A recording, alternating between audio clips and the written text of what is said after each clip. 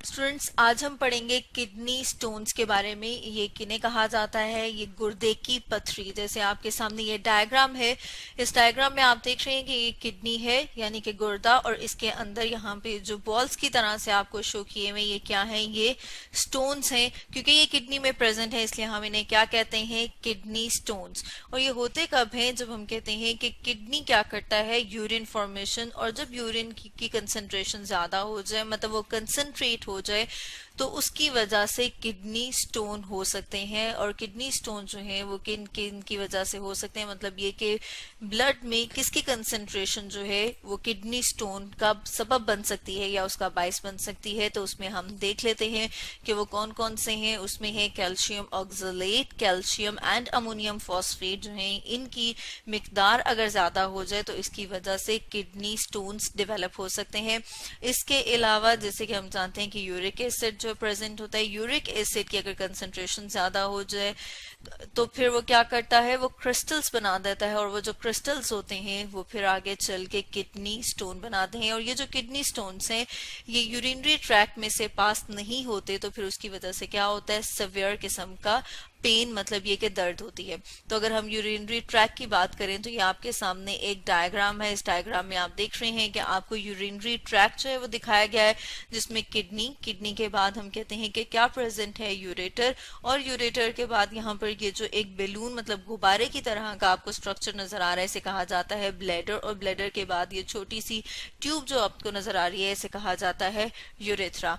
Normally kidney urine formation करता है, और वो जो यूरिन है उसको पास किया जाता है यूरेटर से, फिर वो कुछ टाइम के लिए स्टोर होता है ब्लैडर में, और यूरेथ्रा के थ्रू, मतलब इसके जरिए से उसको बॉडी से बाहर एक्सक्रीट कर दिया जाता है। लेकिन अगर किडनी स्टोन बन जाए, और हम साथ साथ देख लेते हैं कि वो कौन कौन सी कॉजेज हैं जिसकी वजह से किडनी स्टोन हो सकता है।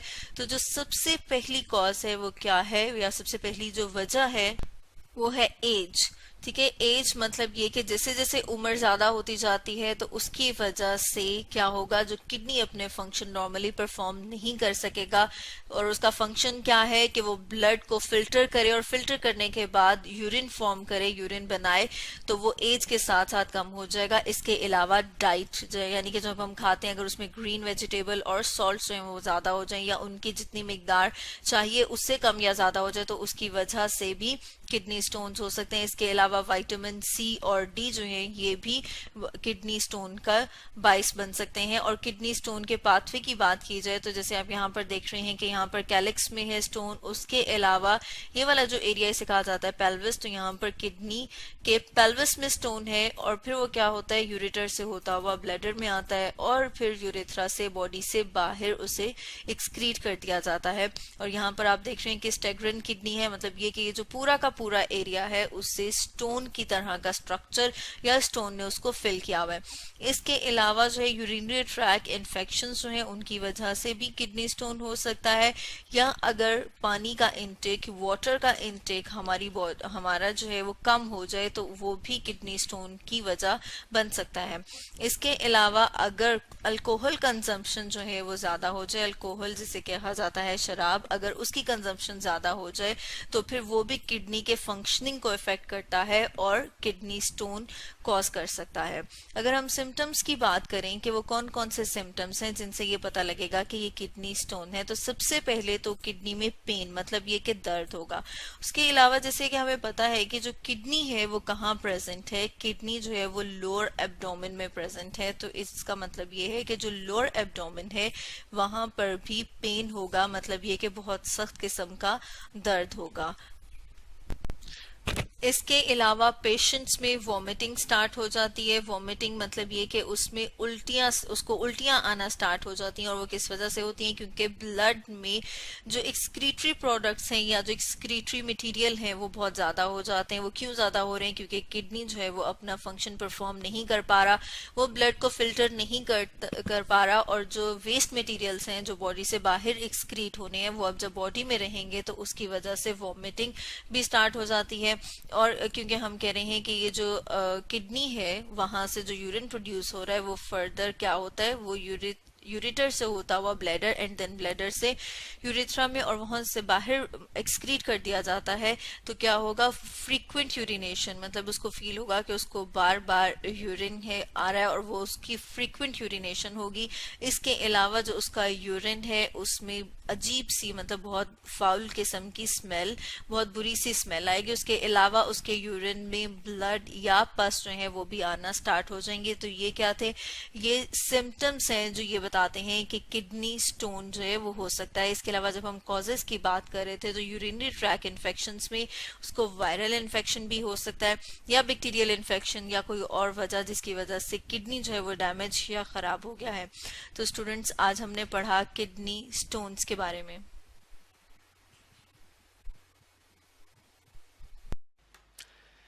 किडनी फेलियर के बारे में हम पढ़ेंगे या रीनल फेलियर के बारे में हम पढ़ते हैं। दोनों एक ही नाम है। किडनी को हम बायोलॉजी में रीनल कहते हैं। अब सवाल ये पैदा होता है कि किडनी फेलियर क्यों होता है हमारे पास। किडनी फेलियर, पहले हम ये समझने की कोशिश करते हैं कि किसे कहते हैं। किडनी फेलियर का मतलब ये है कि जब किडनी अपना फंक्शन करना छोड़ दे। हम ये कहते हैं कि फंक्शन जो है, लिख लेते हैं, फंक्शन जो है किडनी का वो फेल हो जाए। फेल का मतलब ये है कि किडनी का काम है फिल्ट्रेशन करना, अब उसने अपना फिल्ट्रेशन का जो काम है वो छोड़ दिया है। That's why we called it kidney failure. अब इसकी जो है वजूहात, मतलब इसकी वजह क्या क्या हो सकती हैं जब किडनी जो है अपने फेलियर जो, या हम ये कह दें कि किडनी ने अपना फंक्शन छोड़ दिया। तो हम लिख लेते हैं कॉजेज, कि वो कौन कौन से कॉजेज हैं जिसकी वजह से किडनी फेलियर हो सकता है। अब जो सबसे पहले हमारे पास है उसे हम कहते हैं डायबिटिस मिलेटस। हम लिख लेते हैं ताकि हमें समझ आ सके। That is diabetes, diabetics mellitus जो है, ये हमारे पास मेलाइटस, MELLITUS, डायबिटिस मेलाइटस जो है, इसे हम सिंपल अपने अल्फाज में शुगर भी कहते हैं। कुछ लोगों को शुगर की बीमारी हो जाती है। अब उसका एडवर्स इफेक्ट क्या होता है। उसका एडवर्स इफेक्ट ये होता है कि किडनी जो है वो फंक्शन नहीं करती, जिसकी वजह से हमें डायबिटिस मेलाइटिस जो है वो हो सकते हैं। अब इसके अलावा अगर हम देखें तो हाइपरटेंशन भी है। दैट इज, हम लिख लेते हैं हाइपरटेंशन। हाइपरटेंशन कौन सा है। हाइपरटेंशन वो है जिसमें इंसान काफी ज्यादा टेंशन में आ जाता है। जब काफी ज्यादा बंदा डिप्रेस रहता है तो उसकी वजह से बॉडी में, जैसे कि हमने पिछले वीडियोस में भी पढ़ा था, एक हार्मोन था जिसका नाम हमने पढ़ा था एंटी डायूरेटिक हार्मोन, जिसे हमने ADH के नाम से जाना था। अब ADH क्या है। एंटी डायूरेटिक हार्मोन्स है। जब भी एंटी डायूरेटिक हार्मोन्स की कंसंट्रेशन बॉडी में कम हो जाएगी तो किडनी जो है वो अपना ओस्मो रेगुलेटरी फंक्शन जो है इसका वो करना छोड़ देते हैं। इसके अलावा interruption in the blood flow to the kidney, ये भी हो सकते हैं हमारे पास कि इंटरप्शन हो जाए। ठीक है जी, हम लिख लेते हैं दैट इज इंटरप्शन। इंटरप्शन हमने लिख लिया। इंटरप्शन मतलब रुकावट किस चीज में। ब्लड मींस खून फ्लो। जब किसी भी ब्लड फ्लो, क्योंकि हमें पता है कि ब्लड ही फिल्टर होता है किडनी में, अगर उसमें इंटरप्शन आ जाए, किसी भी किस्म की रुकावट आ जाए, तो वो भी किडनी फेलियर का काज हो सकता है। इसके अलावा जो हमारे पास है that is last one, that is known as a drug overdose. हम लिख लेते हैं ड्रग ओवर डोज। मतलब ये है कि कुछ इस तरह की दवाइयां होती हैं जिसकी वजह से भी हमें किडनी फेलियर हो सकता है अगर हम उसे एक्सेस अमाउंट में लें। हमें पास कौन कौन से कॉजेज हैं एक बार फिर जान लेते हैं। डायबिटिस मेलाइटस, इसके अलावा हाइपरटेंशन, उसके अलावा interruption in the blood flow to the kidney, और last one that is the drug overdose. ठीक है, अगर ड्रग की ओवरडोज हो जाए। अब हम जानना चाहते हैं कि वो कौन कौन से सिम्टम्स हैं जिसकी वजह से हमें पता चल सकता है कि किडनी को फेलियर का अंदेशा है। अब हम पढ़ते हैं दैट आर सिम्टम्स। जो सबसे पहला सिम्टम है वो हमारे पास है हाई लेवल ऑफ यूरिया। हमारे पास जो है हम लिख लेते हैं हाई लेवल ऑफ यूरिया। अब इसमें हमें क्या पता चलता है कि high level of urea plus हम लिख लेते हैं अदर मेटाबॉलिक वेस्ट, अदर जो कि हमारे पास मेटाबॉलिज्म की वजह से या किसी और चीज़ की ब्रेकडाउन की वजह से हमारे पास आते हैं, तो हम लिख लेते हैं अदर मेटाबॉलिक वेस्ट्स। अब ये कहाँ पे होंगे जनाब? ये होंगे जनाब हमारे पास इन द ब्लड। तो जब ब्लड में हाई लेवल ऑफ यूरिया हो या अदर मेटाबॉलिक वेस्ट हो, तो हम ये समझते हैं कि इस बंदे को क्या है, किडनी फेलियर है। क्यों? कि इन चीज़ों की री एब्जॉर्प्शन या इन चीज़ों की, ये जो मेटाबॉलिक वेस्ट है या यूरिया जो है, ये किडनी इसे री एब्जॉर्ब नहीं कर रहा। इसके अलावा जो है हमें ये भी पता चलता है कि जो चूंकि री एब्जॉर्प्शन या एक्सक्रीशन प्रॉपरली नहीं होती, तो उसकी वजह से हमारे पास एक्सेसिव, मतलब काफी मिकदार में बॉडी फ्लूइड होता है। अब बॉडी फ्लूइड जब एक्सेस अमाउंट में होगा तो उसके हमारी बॉडी पे कौन कौन से इफेक्ट्स होंगे?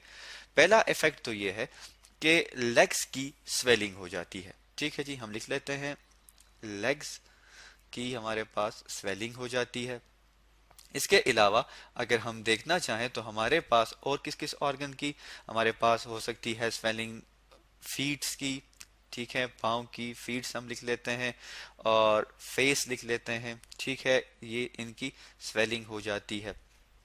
और इसके अलावा जो सबसे इम्पोर्टेंट है, that is also known as a shortening of breath. Shortening हम लिख लेते हैं, शॉर्टनिंग ऑफ ब्रीथ, BREATH। तो ये हमारे पास वो फैक्टर्स हैं जो कि रीनल फेलियर की वजह से हो सकते हैं। अब हम पढ़ते हैं कि किस तरह की ट्रीटमेंट जो है वो किडनी फेलियर को ठीक कर सकती है। हम यहाँ पे लिख लेते हैं ट्रीटमेंट, TREATMENT। ट्रीटमेंट जो है वो क्या हो सकती है? हमारे पास दो तरह की ट्रीटमेंट होती है। एक को हम कहते हैं पेरिटोनियल और एक को हम कहते हैं, दैट इज हम पेरिटोनियल और हीमोडायलिसिस, पेरिटोनियल डायलिसिस और हीमोडायलिसिस। तो हम सबसे पहले पढ़ते हैं, हमारे पास कौन सी है, आप इस डायग्राम में भी देख सकते हैं। हमारे पास है that is known as a peritoneal. लिख लेते हैं पेरिटोनियल, TONIAL, पेरिटोनियल डायलिसिस। ठीक है जी, हमने ये लिख लिया। अब हम जानते हैं कि इसमें क्या होता है। पेरिटोनियल कहते हैं किस चीज को? पेरिटोनियल जी कहते हैं बॉडी कैविटी को। ठीक है, बॉडी कैविटी के, बॉडी कैविटी जो है वो हमारे पास मौजूद होती है कहाँ पे? हमारे पास मौजूद होती है गट में। ठीक है, जहाँ पे गट मौजूद हो। अब क्या किया जाता है, आप इस डायग्राम में देख सकते हैं कि जो डायलिसिस का फ्लूइड है इसको कनेक्ट कर दिया जाता है विद द पेरिटोनियल। वहां पे हमारे पास एक मेम्ब्रेन मौजूद होती है जिसे हम कहते हैं पेरिटोनियल मेम्ब्रेन। हम लिख लेते हैं दैट इज पेरिटोनियल मेम्ब्रेन। ठीक है जी।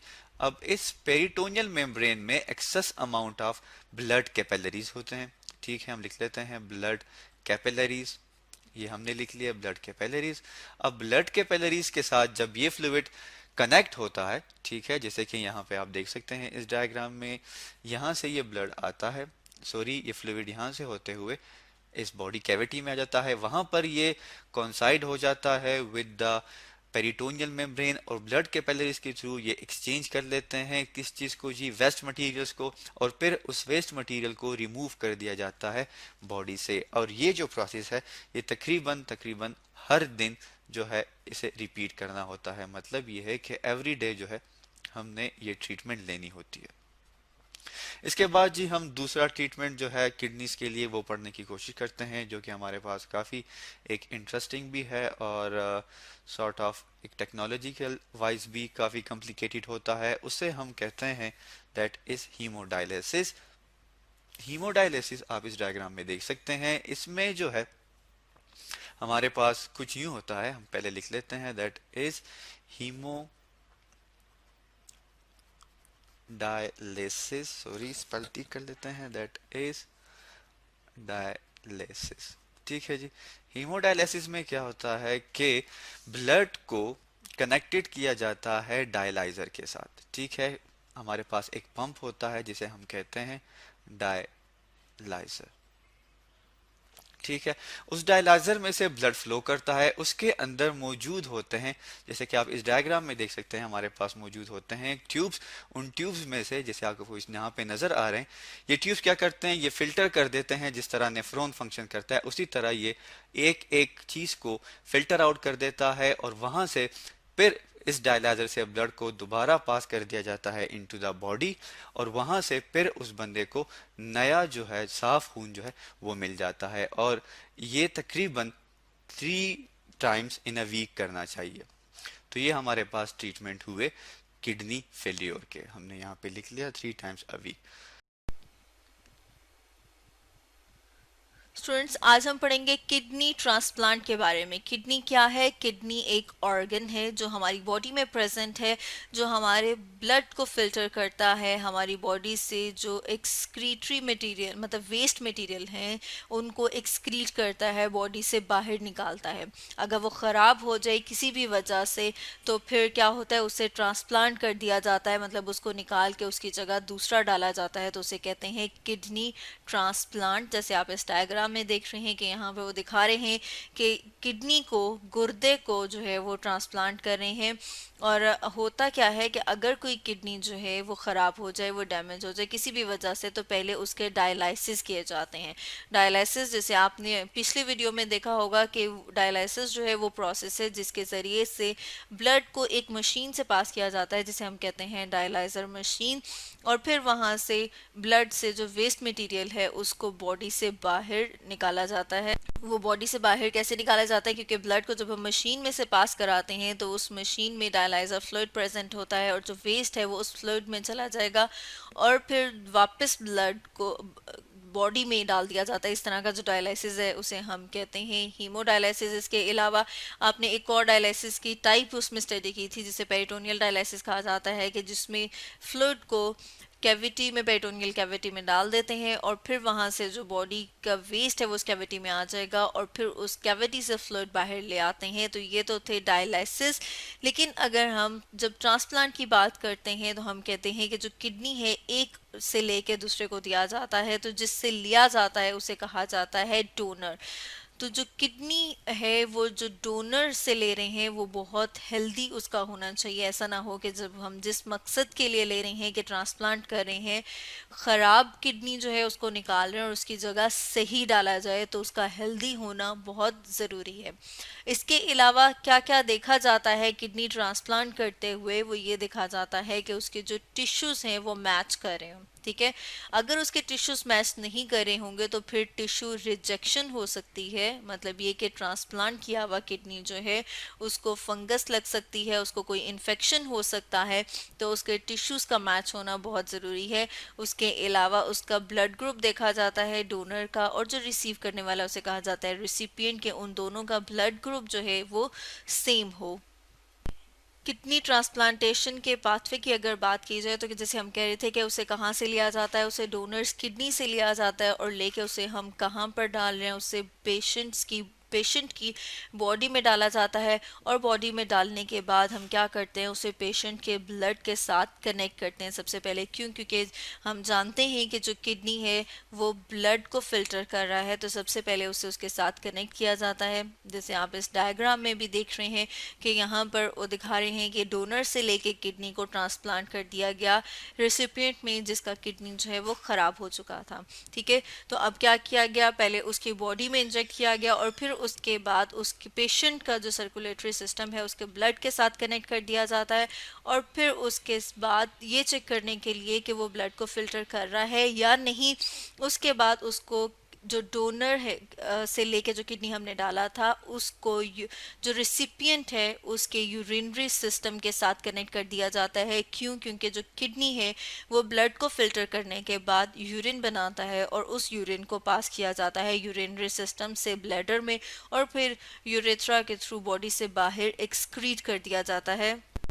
तो अब अगर हम ये देखें कि जब एक किडनी को ट्रांसप्लांट कर दिया गया तो वहाँ पर उसकी लाइफ कितनी होती है, मतलब ये कि वहाँ पर वो कितने अरसे तक नॉर्मली फंक्शन परफॉर्म करता है। तो जो उसकी एवरेज लाइफ है वो 10 से 15 साल, मतलब 10 से 15 साल जो है वो बिल्कुल नॉर्मली उस पर्सन के ब्लड को फिल्टर करेगा और यूरिन को प्रोड्यूस करेगा। तो अगर ट्रांसप्लांटेशन फेल हो जाए, मतलब ये कि जो ट्रांसप्लांट किया था किडनी, अगर वो जो किडनी है वो डैमेज हो जाए या ख़राब हो जाए तो फिर क्या करना चाहिए? तो फिर एक और किडनी को ट्रांसप्लांट किया जाए उसके अंदर, ताकि उसके जो बॉडी के फंक्शंस हैं वो नॉर्मली परफॉर्म हो सकें, उसका जो बॉडी का वेस्ट मटेरियल है जो उसको बॉडी से बाहर एक्सक्रीट किया जाए। ठीक है। और अगर हम ये बात करें कि जो कॉजेज़ हैं वो क्या हैं, मतलब जब ट्रांसप्लांटेशन फेलियर हो जाता है तो वो किस किस वजह से हो सकता है, उसमें क्या है? इन्फेक्शन। इन्फेक्शन जो है वो कोई भी हो सकता है, वायरल या बैक्टीरियल इन्फेक्शन। इन्फेक्शन की वजह से ट्रांसप्लांटेशन फेलियर हो सकता है। इसके अलावा अगर बॉडी में सॉल्ट इम्बैलेंस हो जाए तो उसकी वजह से भी किडनी ट्रांसप्लांटेशन फेलियर हो सकता है। इसके अलावा हम देखते हैं कि जो बोन प्रॉब्लम्स हैं वो भी वजह बन सकती हैं। किस तरह से? क्योंकि हमें पता है कि जो बोन्स हैं, जो हमारी हड्डियां हैं, वो रिजर्वायर है मिनरल्स का। और कौन कौन से मिनरल्स हैं उसमें? कैल्शियम, फॉस्फेट, फ्लोराइड, बहुत सारे मिनरल्स हैं। और अगर कोई बोन प्रॉब्लम हो जाए तो कैल्शियम का लेवल ब्लड में ज़्यादा हो जाएगा, और जब ब्लड में ज़्यादा हो जाएगा तो फिर क्या होगा कि किडनी को उसके लिए फंक्शन ज़्यादा करना पड़ेगा, तो वो भी एक वजह बन सकती है किडनी ट्रांसप्लांटेशन फेलियर की। इसके अलावा अगर अल्सर्स हो जाएं तो अल्सर जो है वो भी किडनी ट्रांसप्लांटेशन का जो फेलियर है उसकी वजह बन सकता है। तो स्टूडेंट्स, आज हमने पढ़ा किडनी ट्रांसप्लांटेशन के बारे में।